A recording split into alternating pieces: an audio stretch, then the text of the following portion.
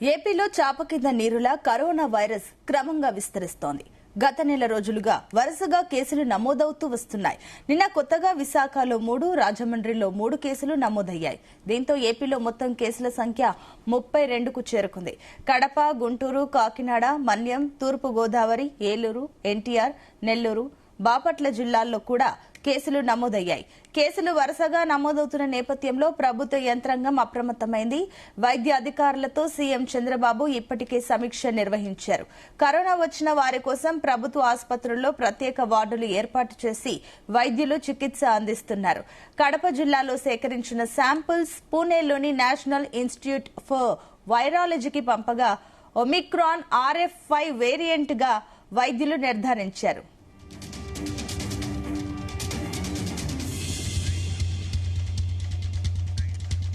ఇదే అంశానికి సంబంధించి మరిన్ని డీటెయిల్స్ మా కరెస్పాండెంట్ నాగేశ్వరరావు అందిస్తారు. Nageswara Rao, good morning. Good morning. Andhra Pradesh రాష్ట్రాన్ని టెన్షన్ లో నడుస్తుంది కరోనా అంటే ఖచ్చితంగా అవుననే సంకేతాలు వినపడుతున్న పరిస్థితి ఉంది. ఇప్పటికే రాష్ట్ర వ్యాప్తంగా కూడా కరోనా కేసులు నానాటికి పెరుగుతా ఉంది.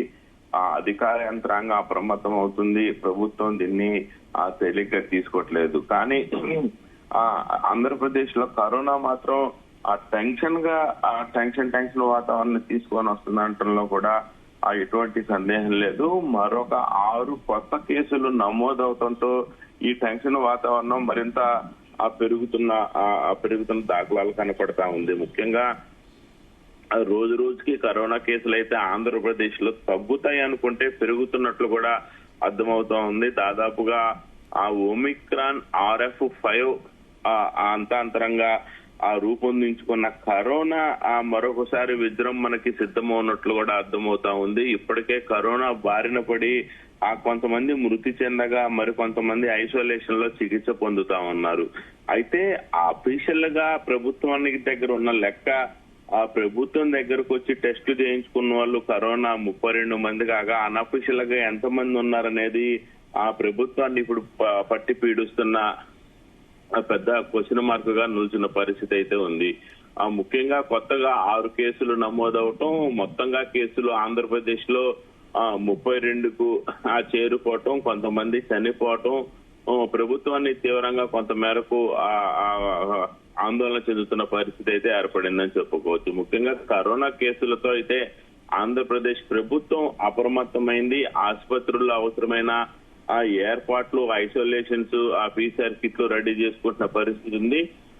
అక్కడ అవసరమైన మాస్కులు, మందు సిద్ధం చేయాలంటూ కూడా ప్రభుత్వం ఆదేశించిన పరిస్థితి అయితే ఏర్పడింది. ముఖ్యంగా ప్రజలు కూడా జాగ్రత్తతో ఉండాలని అధికారులు సూచిస్తున్నారు. పబ్లిక్ ప్రదేశాల్లో మాస్క్ లేకుండా వెళ్లొద్దని కూడా సూచిస్తున్నారు. ముఖ్యంగా ఆరోగ్య సమస్యలున్న వ్యక్తులు ఎవరైనా సరే, ఆరోగ్య సమస్యలున్న ప్రజలు ఎవరైనా సరే బయటికి వెళ్లేటప్పుడు విధిగా మాస్క్ ధరించకపోతే ఇబ్బంది పడే పరిస్థితి ఉందని కూడా అధికారులు సూచిస్తున్న పరిస్థితి అయితే ఉంది.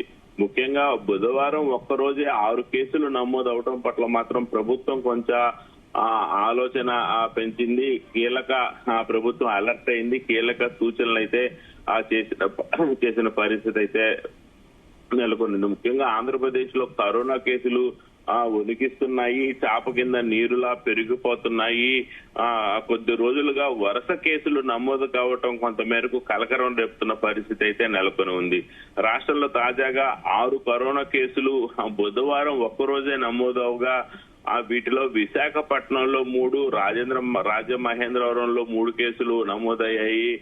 మొత్తంగా ఈ 6 కేసులు కలిపి రాష్ట్ర వ్యాప్తంగా కూడా 32 చేరిన సంఖ్య అయితే నెలకొని ఉంది. ముఖ్యంగా వరుసగా ఇలా కేసులు నమోదు కావటం పట్ల మాత్రం ప్రభుత్వ యంత్రాంగాన్ని, అధికారుల్ని, ప్రజల్ని కలవర పెడుతున్న పరిస్థితి అయితే ఉంది. ముఖ్యంగా కడప జిల్లాలో సేకరించిన నమూనాల్లో ఒమిక్రాన్ RF5 ఉన్నట్లు పూణేలోని NIV national institute of virology lab తేల్చి చెప్పిన పరిస్థితి అయితే నెలకొంది. ఆంధ్రప్రదేశ్ ప్రభుత్వం యంత్రాంగం మొత్తం కూడా పరిస్థితిని నిశ్చితంగా ఎప్పటికప్పుడు సమీక్షిస్తా ఉన్న పరిస్థితి అయితే నెలకొంది. ముఖ్యంగా రాష్ట్రంలో కరోనాను సమర్థవంతంగా ఎదుర్కొనేందుకు సిద్ధంగా ఉండాలని రాష్ట్ర ముఖ్యమంత్రి చంద్రబాబు నాయుడు వైద్య ఆరోగ్య శాఖ మంత్రిని అలాగే ఆ వైద్య ఆరోగ్య కుటుంబ సంక్షేమ శాఖ కార్యదర్శి వీరపాండ్యని ఆదేశించారు. ముఖ్యంగా గత అనుభవాల దృష్ట్యా దశల వారి కార్యాచరణ సిద్ధం చేసుకుంటే మంచిదా అనే ప్రశ్న కూడా